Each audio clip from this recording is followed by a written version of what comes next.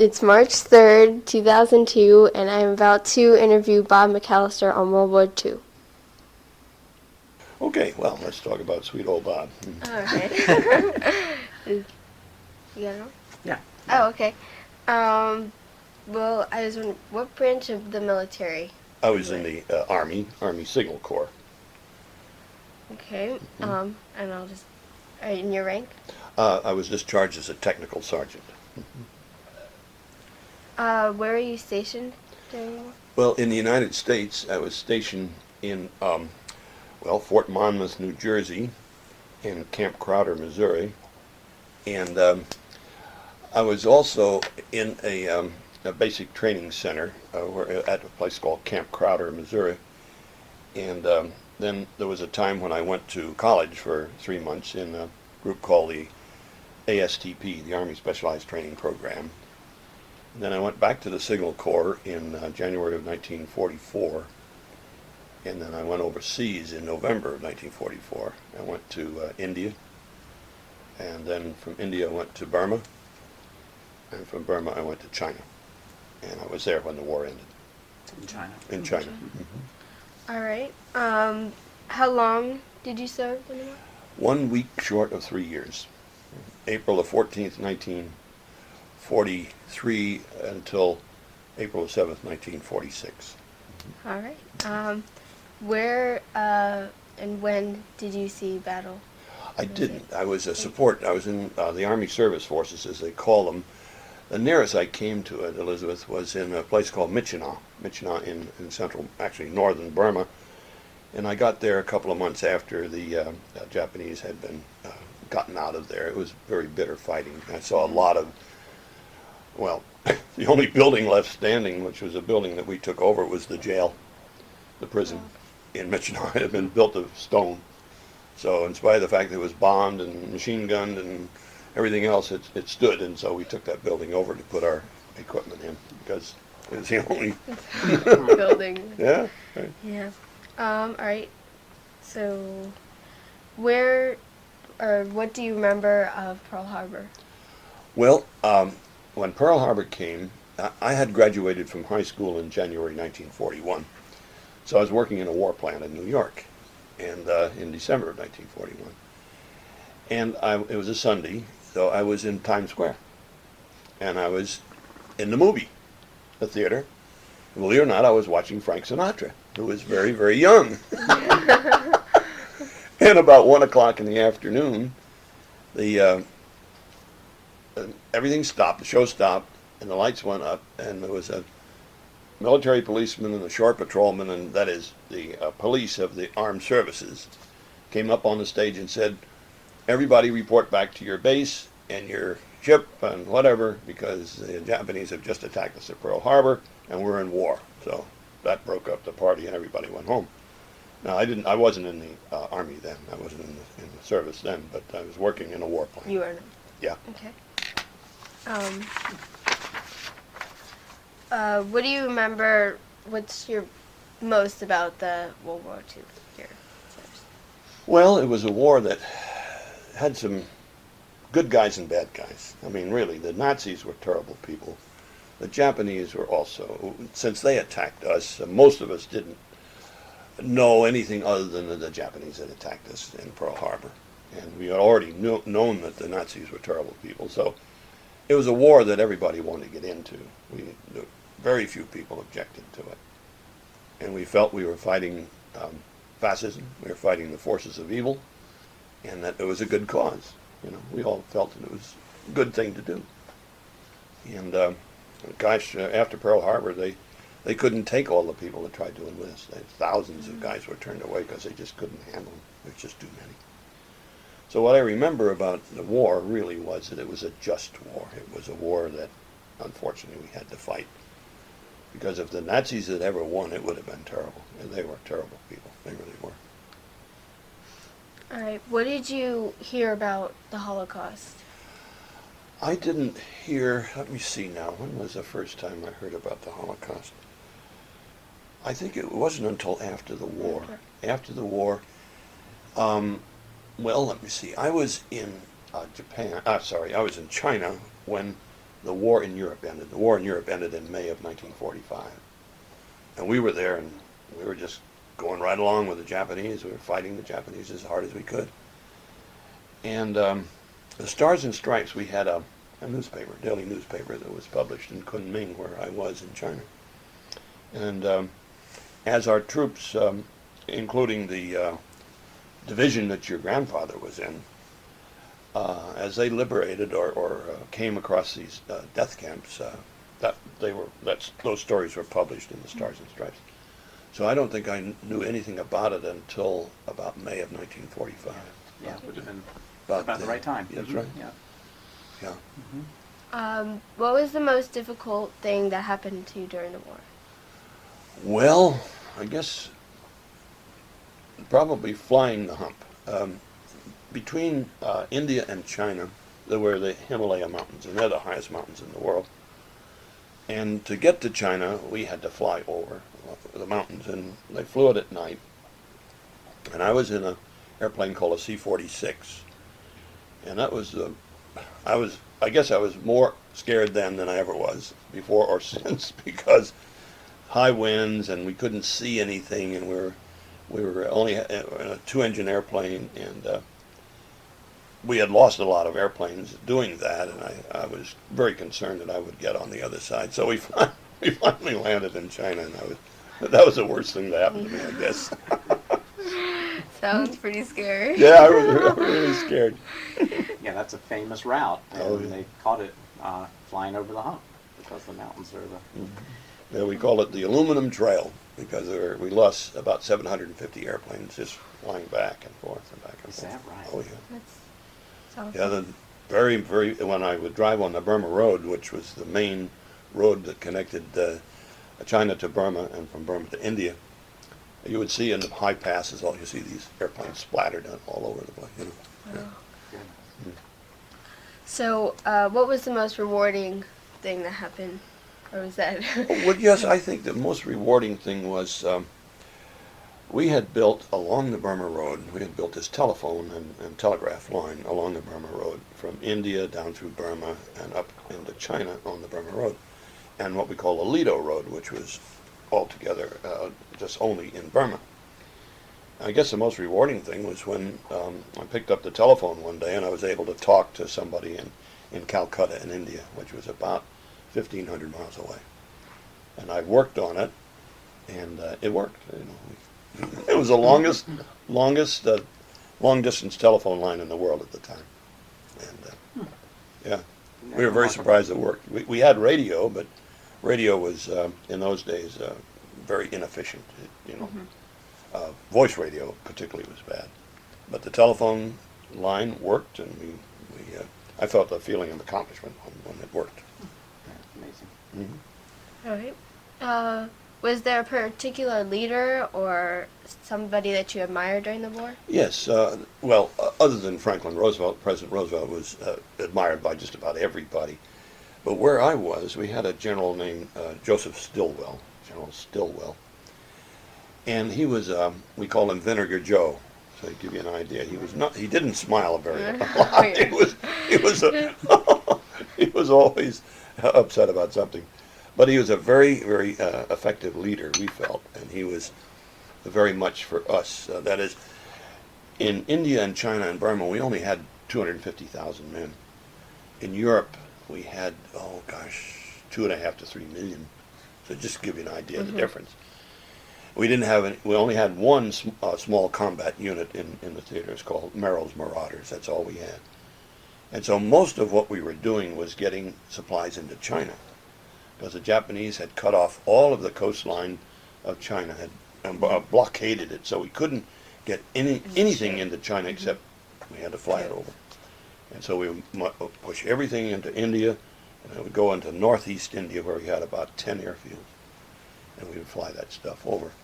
So General Stilwell was the American commander over there, and he was a good man.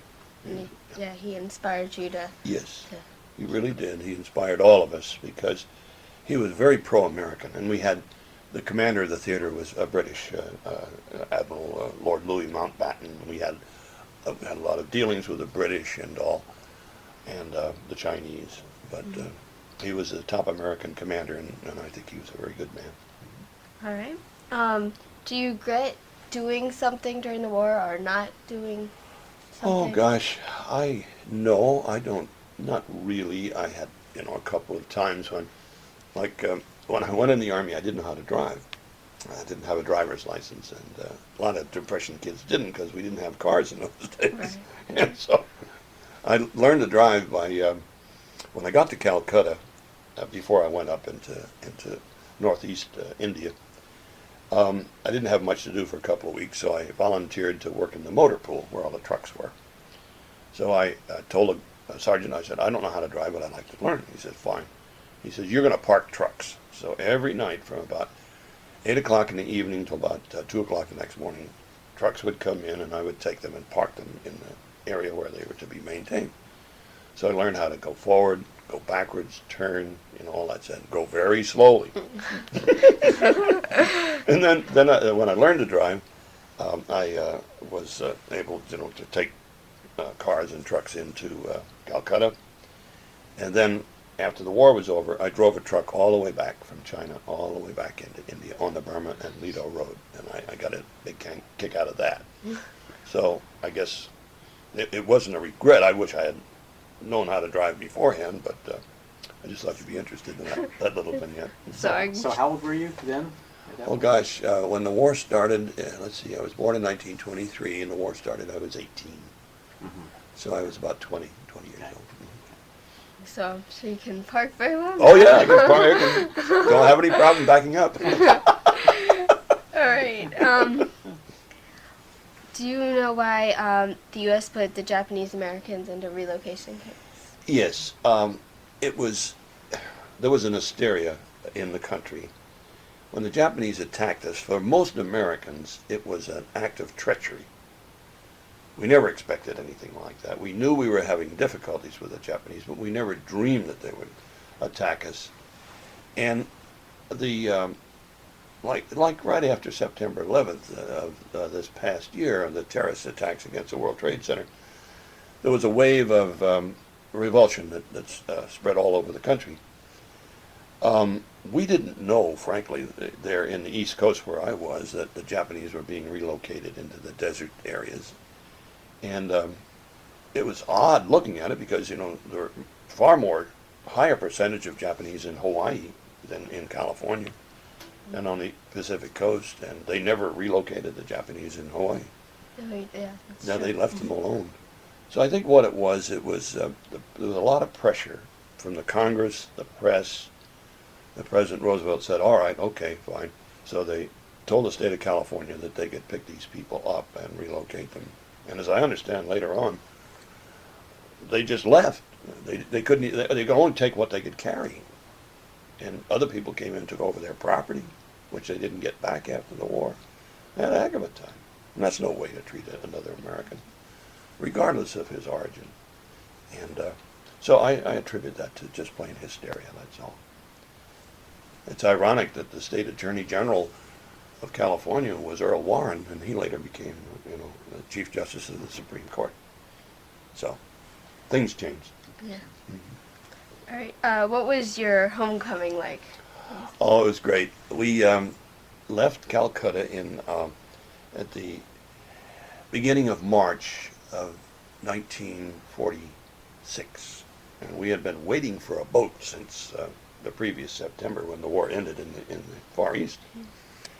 So the boat took almost a month to go from Calcutta, India to Seattle in Washington. And we came into the entrance to the, Seattle is at the end of a strait that comes down from Canada. And I remember it because it was almost April in springtime, and you could smell the clean air of the United States. Oh, golly. We didn't have any smog in those days. And the trees, you could smell the fir trees and all. So we got to the dock, and there was a band playing. And the ladies of the Red Cross were there. They had donuts and coffee and all that stuff for us. Now, the war ended in September, as I say, and here it was almost 6 months later that we got back, but they were still welcoming us there. And they took us in a convoy to Fort Lawton, in the Seattle area, and they fed us steaks and all kinds of things that we had we never had. For a year and a half, I ate sea rations or water buffalo or something like that. It wasn't all that great, but it was great to have a good American home cooked meal. Yeah. So we were welcome as Very- not as conquering. It wasn't a parade or anything like that, but at least people were glad to see us. That's good. That was a convoy ship, I mean, like a passenger ship? Well, or actually, the was it- ship that we came back on was called the General Hodges. It was a converted tanker. That's what it was, Okay. and there were 3,200 men on. Well, about 3,100 men, about 100 nurses on it, and there were so many guys on the ship that they fed all the time. When you felt like breakfast, you got in a line, and eventually the line got to the mess hall, and it was breakfast. And when you felt like lunch, you got in another line. That's amazing. Yeah, the kitchen just went all the time. Yeah. All right. How have your war experiences changed your life? Oh, I think I grew up. I was just a kid when I came in the Army. I didn't know very much. And made a lot of friends, some of whom I still am in touch with. I got a trip around the world. Personally, I saw that the world was round. And I got 3 months of college education free. And they offered me a chance to get a commission, but I decided I wasn't going to do that because I had been going from one school after another. I was sick of school. I wanted to get somewhere and contribute to the war effort. So it changed my life by, well, I grew up then, really. You know, I almost got killed a couple of times, and I felt I matured a great deal, and I was able to, and I supervised people, too. I was a station chief in Kunming, and I had many people older than I was, but the lieutenant I was working for said, "You're going to do it." I said, "Okay." So I was the boss. And that was unusual. I didn't expect to be the boss at it. So, All right.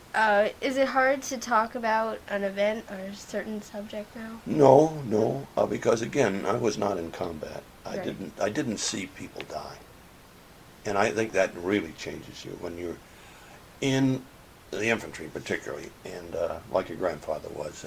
You see people actually die in front of your eyes, and I never saw that, and so I was spared that because I was in the service forces, and so I saw the effects of it, but I was never personally involved. If I had been, it probably would have changed me even more, and I might not have been able to talk about it. But I find that the older people get, the more willing they are to start talking about it, because it does good to get it out of your system. What one lesson do you think I should learn from studying World War II? A lesson. Well, that any war that America gets into has to be a just war. We have to have an identifiable enemy, as we did, and we have to start making plans the day the war starts as to how we're going to end it. We've got to know. It's very difficult in a democracy where even during a war you change leaders sometimes. You get another president or another general or something like that. And the lessons of World War II, so far as I'm concerned, are that as the only superpower left, we're always going to be doing this now. If it's not Afghanistan, it's going to be the Philippines. If it's not the Philippines, it's going to be somewhere else. People are asking us because we have a record of fairness. We try to treat everybody the same. We try to. And we have a long tradition of justice. And if we've treated people badly at one time, we try to make up for it at some other time.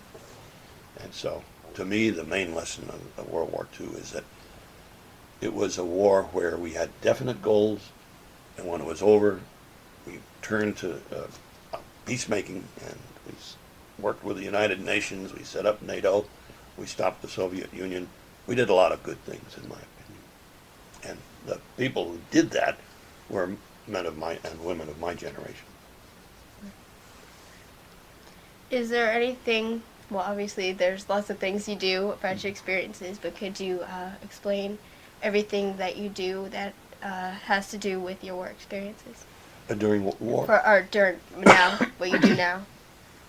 Well, as I told you, I mentioned to you before, it's the work habits that you get into in the Army. There's a definite hierarchy. You always have somebody above you and always have somebody below you. You're always, giving orders or taking orders, and that gives you a certain mindset. So when I got out, I immediately went back to school, because I had definite goals in my life. I knew what I wanted to do. I was older than I would have been if it hadn't been for 3 years in the Army. So I got through college in 2.5 years instead of 4 years. And then I decided to go back into the military, and I served 17 years in the Air Force because I felt the Russians were as bad as the Nazis had been, And so I felt I'd better go ahead and be prepared. And I decided I was not going to walk in the military. I was going to ride, so I joined the Air Force. So Sorry. I didn't march around, I flew around. That's a lot easier. But the war and my military experience gave me an outlook which said, let's go do it now, And I learned in the communications business, I learned how to make things work and how to be careful because you could get electrocuted. And, were you also asking about I'm- things you do now Yeah, that things- relate back Yeah, to like your war? TV show. And Oh, yes. your- Well, yes. like- Thanks for bringing that up because, I found here an opportunity about 3 years ago where I could tell my stories, my war stories, on a television program called Out of the Past that public access stations in Arlington and Fairfax County are involved in. And that led me then to becoming a host on that program. And so presently I seek out men that I know or men who are introduced to me who have interesting stories about World War II or the Korean War or the Vietnam War. And I have them on the show and I talk to them and I feel that I can communicate to them better because I shared like experiences with them. And it's a very interesting thing to do. But yeah, I think the idea that I served, I got to know people and I got to know their experiences and their hopes and aspirations and all, which enabled me to become a better host on a television show. Yeah. All right, and that's it. Is that it? Yep. Oh, that's good. Okay. Well, I enjoyed that. it. Thank you, So, Bob. That's yeah, great. thank you very You're much. certainly welcome. Right. I know you're going to get an A on this. Of course. Of course, Sam. You can't possibly miss. Nope. Not with me talking.